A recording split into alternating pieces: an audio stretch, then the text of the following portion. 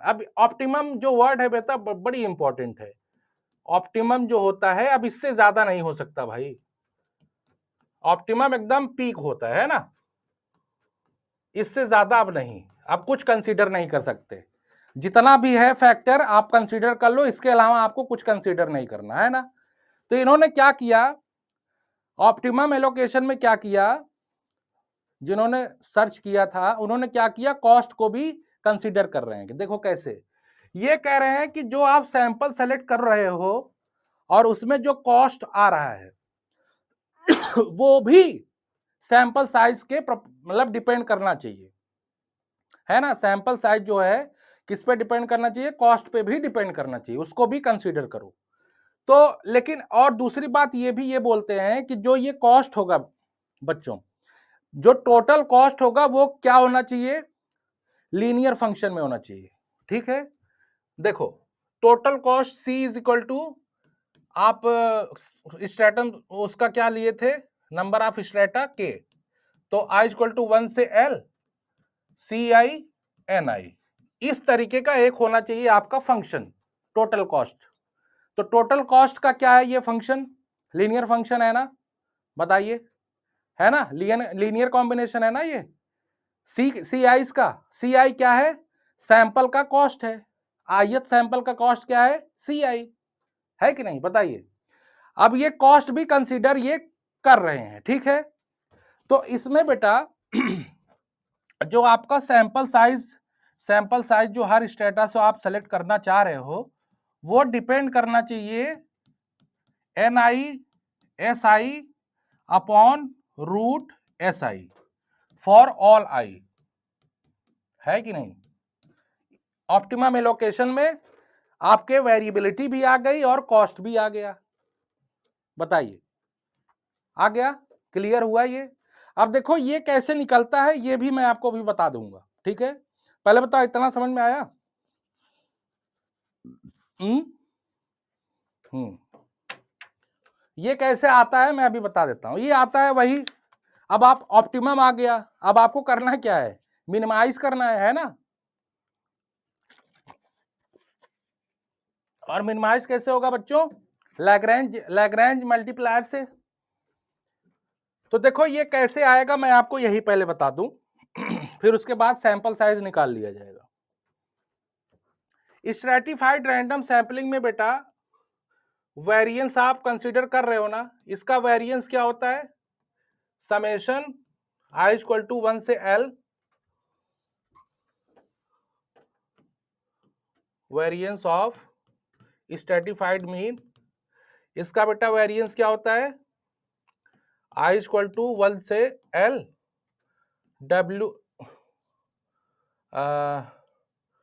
W I लिख दें, चलो N I upon capital N I capital N, इसका square 1 upon N I upon N I ना, S I square, यही होता है बताइए।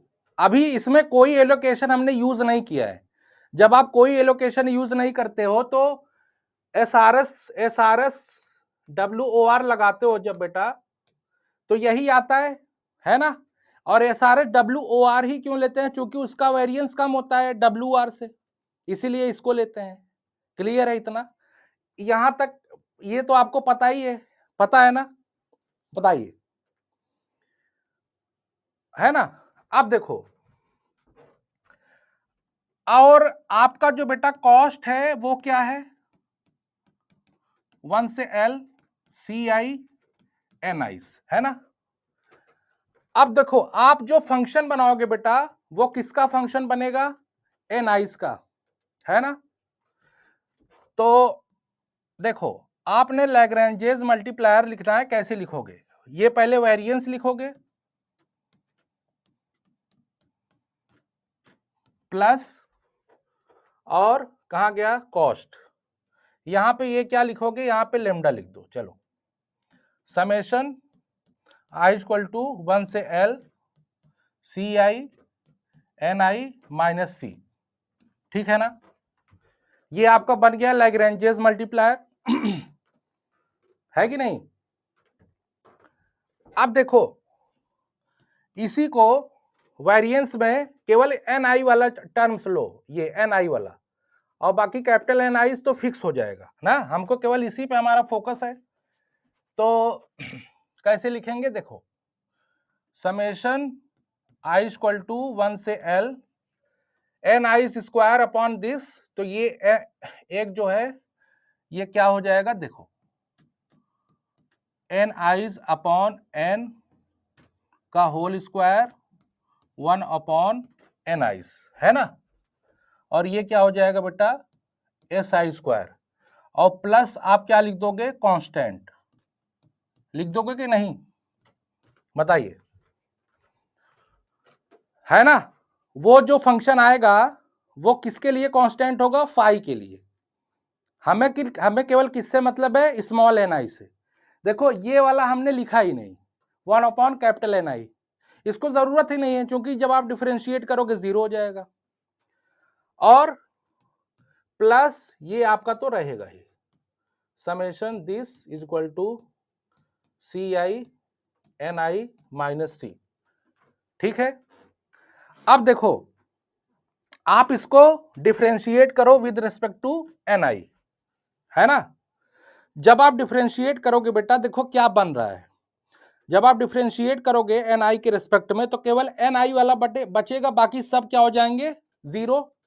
समेशन में जितने एन आईज हैं कितने हैं, एल ना, आपको केवल आईएथ वाला एन से क्या करना है डिफरेंशिएट, बाकी एल माइनस 1 एन आईज क्या हो जाएंगे कांस्टेंट, वो सब भी क्या हो जाएंगे 0, है कि नहीं बताइए।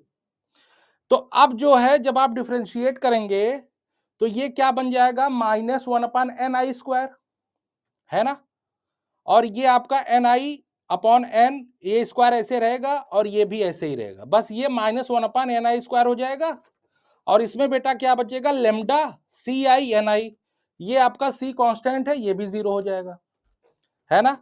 तो आप कैसे लिखोगे, फाई को डिफरेंशिएट कराया हमने तो हमारा क्या आ गया, एन आई अपॉन एन, ये स्क्वायर हो गया, -1 अपॉन आई, ये स्क्वायर हो गया, है ना, और यहां पे आई, एस आई, ये जो आपका एस आई होता है एस आई स्क्वायर है ना बेटा, हाँ सही, एस आई स्क्वायर, और यहां पे क्या बेटा बचा lambda C I N I, है ना। नहीं एन आई बताओ रहेगा कि खत्म हो जाएगा, डिफरेंशिएट करोगे एक ही एन आई है ना, तो सिंगल ये क्या हो जाएगा खत्म, केवल सी आई बचेगा, और बाकी सब क्या हो जाएंगे 0। अब क्या करना है आपको, एन आईज की क्या करना है, वैल्यू निकालनी है ना, तो क्या करोगे इसको 0 पुट कर दोगे, है ना, तो 0 कर दिया तो आपका क्या आ जाएगा देखो, ये आपका बन गया -एन आई स्क्वायर, इसको इस साथ ले लो, N I S I upon N का whole square plus lambda C I, है ना। अब देखो ये आपका क्या बन गया बेटा 1 upon N I square N I S I upon N का whole square is equal to lambda C I, समझ में आया ये। अब इसको क्या कर लो इन्वर्ट कर लो, है ना, या फिर इसको उधर ले जाओ और इन सबको इधर ले आओ, तो आपका क्या बन जाएगा N I square 1 upon lambda, देखो ये जो कैपिटल एन है बेटा इसको इसके साथ कर देते हैं लेमडा के साथ, तो आपका क्या बन जाएगा एन आई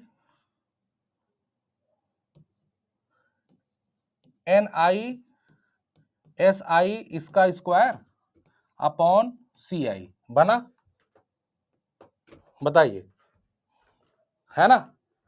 अब इसका क्या करना है रूट ले लेना है, इसी का रूट ले लो, चलो नेक्स्ट पेज में, तो ये क्या बन जाएगा एन आई 1 अपॉन रूट लेमडा एन और NiSi रूट Ci हुआ।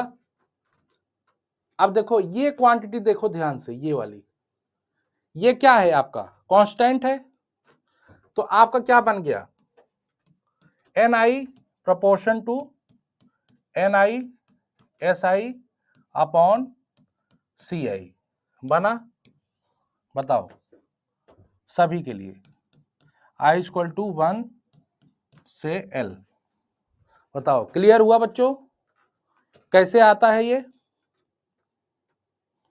आ गया आपका, है ना। हमने वेरिएंस भी कंसीडर कर लिया और क्या कंसीडर कर लिया कॉस्ट भी।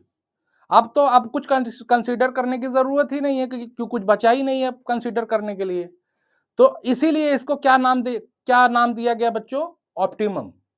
ऑप्टिमम होता है आपका एकदम बिल्कुल एकदम पीक, ठीक है, चाहे माइनस में चाहे पॉजिटिव में, एकदम पीक पॉइंट ऑप्टिमम उसी को बोलते हैं, है ना।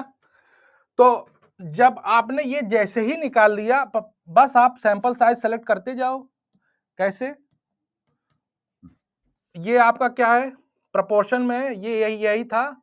चलो मान लो आपका इसकी वैल्यू आएगी के, है ना, तो NiSi रूट Si, है ना, मान लो यही आएगा। तो इसका सम कर दोगे, सम कर दो कि ये n हो जाएगा और ये क्या हो जाएगा समेशन NiSi रूट Ci, है ना। तो इक्वेशन 1 इक्वेशन 2 दोनों को डिवाइड करोगे तो क्या बन जाएगा बेटा, देखो Ni upon n is equal to NiSi root Ci upon ये आपका समेशन हो जाएगा, समेशन NiSi रूट Ci, है ना। तो यहां से ये क्या बन जाएगाNis आपका बन गयाNis is equal to N Is,